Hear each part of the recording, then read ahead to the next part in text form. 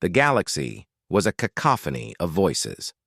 When the pan-galactic concordate finally achieved true interstellar travel, the universe revealed itself as teeming with sentient life, each species possessing its own intricate language, a unique tapestry, woven from sound, light, chemical signals, or even subtle shifts in gravitational fields. The concordate, a coalition of dozens of long-established species, had poured vast resources into developing universal translation technology, and by and large, it worked.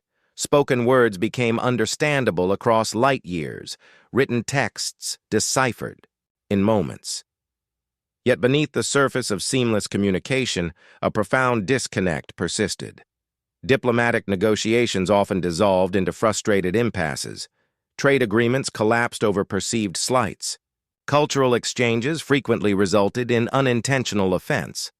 The Universal Translators conveyed the literal meaning of words, but they failed utterly to capture the subtle nuances of intent, the weight of unspoken history, the delicate dance of emotion that colored every interaction. The avian krill spoke in complex melodies, their language rich with layers of historical context embedded in each trill. The translator rendered their pronouncements as straightforward statements, stripping away generations of cultural understanding. The silicon-based Grocknar communicated through intricate patterns of light, their language conveying logic and data with unparalleled precision. The translator conveyed the raw information, but missed the subtle shifts in luminescence that indicated sarcasm or displeasure. The pheromone-based language of the insectoid zith was translated into dry, factual summaries, losing the crucial emotional weight conveyed by the blend of sense. The concordate was a Babelian symphony, where everyone could technically understand the notes, but no one truly grasped the music. Mistrust festered. Conflicts simmered beneath a veneer of polite discourse. The galaxy was connected but not truly united. Then humanity arrived. Our initial attempts at communication, broadcast in a messy array of terrestrial languages, were met with confusion and amusement. Our vocalizations were deemed crude, our written scripts inefficient. The Universal Translators struggled with our slang, our idioms, our endless capacity for sarcasm and double entendre. But as human diplomats and researchers began to interact more closely with other species, a curious phenomenon emerged. Humans seemed better at understanding. They picked up on subtle shifts in Krillian melodies that indicated discomfort. They noticed the near imperceptible dimming of Grocknar luminescence that signaled disapproval. They seemed attuned to the faintest changes in zith pheromone concentrations that betrayed anxiety. Dr. Eris Thorne, a human linguist specializing in extinct Terran languages and nonverbal communication, became fascinated by this. He theorized that humanity's evolutionary history on a planet teeming with diverse cultures, each with its own complex web of verbal and nonverbal cues, had given us an innate ability to interpret meaning beyond the literal. Centuries of deciphering, body language, tone of voice, facial expressions, and cultural context had honed a uniquely human skill, reading between the lines. He began to study the communication patterns of various alien species, not just their translated words, but their physical mannerisms, their environmental cues, the historical context of their interactions. He developed a complex system of comparative xenosemiotics, a field dedicated to understanding the unspoken language of the galaxy. His findings were startling.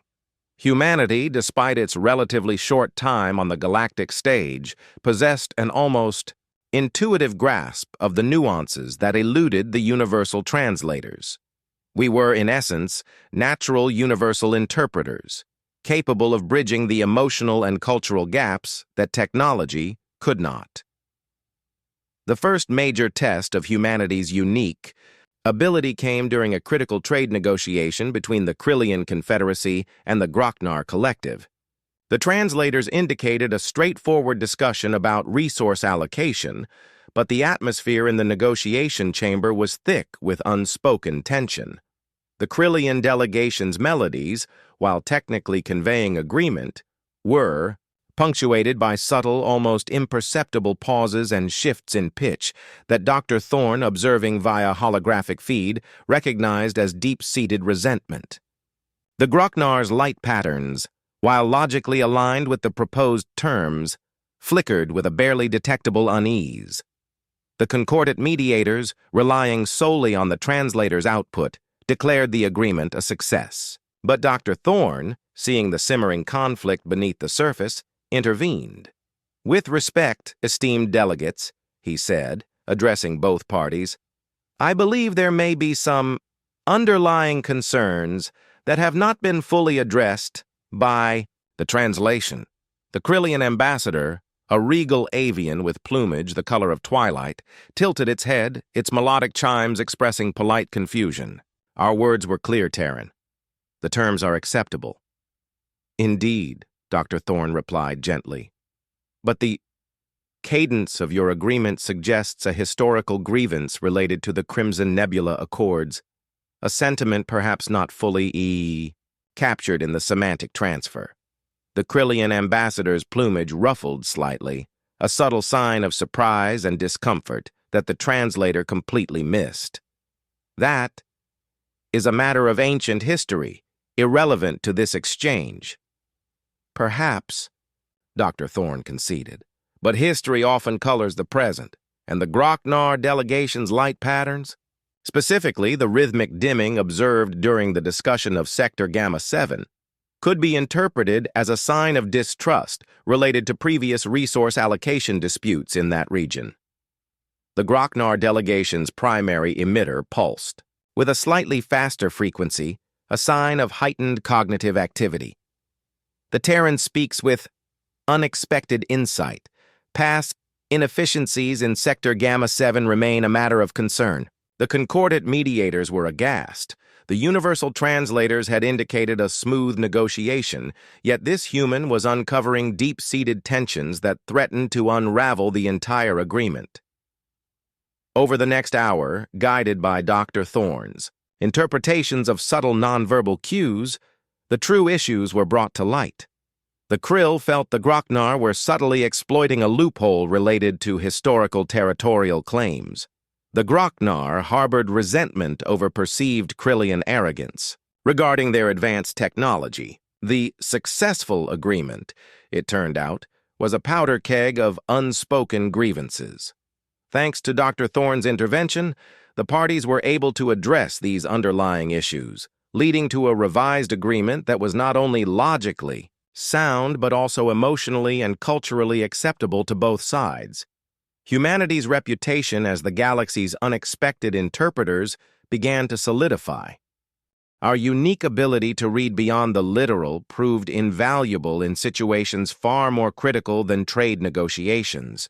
When a series of terrorist attacks rocked the Concordat, targeting vital infrastructure and sowing chaos, the perpetrators remained elusive. They communicated through encrypted channels, their messages rendered perfectly understandable by the translators, offering no clues to their identity or motives.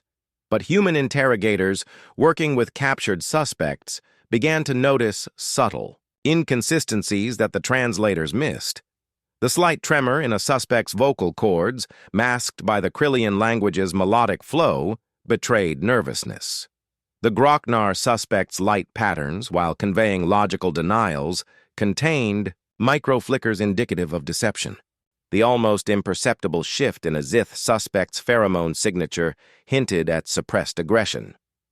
Agent Anya Sharma, a human operative with a background in behavioral psychology and a natural talent for reading micro-expressions, a skill honed during countless high-stakes poker games in Earth's pre-contact era, became a key figure in the investigation. She spent hours observing the suspects, not just listening to their translated words, but meticulously analyzing their every physical cue. She noticed that the Krillian suspect's denials of involvement were accompanied by a subtle tightening of his primary wing joint, a reflexive sign of stress in their species. The Grochnar suspect's light patterns, when discussing his alibi, contained a rhythmic instability that suggested a fabricated narrative.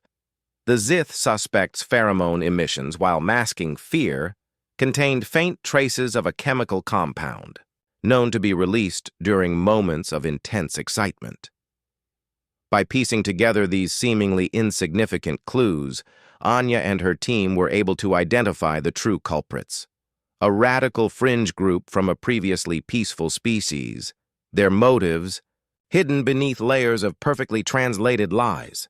Humanity's ability to perceive the unspoken language of deceit proved to be a powerful weapon against those who sought to undermine galactic stability. As humanity's role as universal interpreters grew, we found ourselves navigating an increasingly complex web of interstellar relationships. We became the go-to mediators in cultural disputes, the trusted advisors who could explain the seemingly irrational behaviors of alien species to one another. We explained to the literal-minded Grochnar that Krillian boasts of past glories were not necessarily intended as arrogance, but were often a form of ritualized social bonding. We helped the emotionally expressive Zith understand that the Ilari's serene detachment was not a sign of apathy, but a deeply ingrained cultural value. We even managed to bridge a centuries-old feud between two aquatic species, whose languages contained subtle phonetic similarities that triggered subconscious ancestral animosities. Human cultural anthropologists and xenolinguists became highly sought after, their ability to decipher the unspoken rules and hidden meanings of alien societies proving invaluable. We developed sophisticated training programs to hone this innate human skill, teaching our diplomats and negotiators to pay attention not just to the words being said, but to the symphony of non-verbal cues that accompanied them. We learned that the Krillian concept of truth was deeply intertwined with historical narrative and familial honor. We discovered that Grochnar emotions were expressed through highly complex and rapidly shifting light patterns that conveyed logical states in ways that human brains struggled to fully comprehend. We came to understand that Zith individuality was expressed through subtle variations in their collective pheromone signature, a concept that challenged human notions of self. Humanity became the Rosetta Stone of the galaxy, not through technology, but through our innate capacity for empathy and our long history of navigating a world filled with diverse and often contradictory forms of communication. Our role as universal interpreters, however, also made us uniquely aware of the tensions that still simmered beneath the surface of galactic society. We saw the subtle signs of growing unrest, the unspoken fears and resentments that the Universal Translators conveniently ignored. A subtle shift in the Grochnar's trade negotiations hinted at economic instability, a new discordant undertone in Krillian diplomatic melodies suggested a growing internal political divide. A faint undercurrent of anxiety in the Zith collective pheromone suggested an external threat they were unwilling to vocalize directly. Humanity tried to warn the Concordat, pointing to the subtle anomalies we were observing. But the other species, so reliant on the seemingly flawless output of the Universal Translators, dismissed our concerns as human oversensitivity or a tendency to read too much into things. Then, the silence began. It started with a few isolated incidents. Grochnar trade vessels going dark, Krillian border outposts ceasing communication, Zith colony worlds falling silent. The Universal Translators reported nothing amiss, the automated system still processing historical data and routine transmissions. But the lack of new communication, the sudden absence of the usual background noise of galactic chatter, was deafening to human ears. Anya Sharma, now a leading figure in the Concordat's newly formed Department of Xenocultural Analysis, an organization initially met with skepticism but now viewed with increasing urgency, felt a growing sense of dread. The unspoken language of the galaxy was screaming danger. She convened an emergency council, presenting her team's analysis of the subtle shifts and the ominous silence. "The translators are telling us everything is normal," she said, her voice urgent. "But what they're not telling us is the real story. Something is happening, something big, and we need to figure out what it is before it's too late." Humanity, the Universal Translators, were the first to hear the galaxy's silent scream. Our ability to understand the nuances that technology overlooked had become not just a diplomatic tool, but a vital early warning system. The Concordat, so reliant on the literal, was blind to the gathering storm. It would be up to humanity, the species that had learned to listen to the unspoken words, to decipher the language of the coming darkness, and perhaps to save the galaxy from a threat no one else even knew existed. The Babelian symphony had fallen, silent, and only humanity could hear the ominous quiet that followed. Our ears, attuned to the whispers between the notes, were now the galaxy's only hope.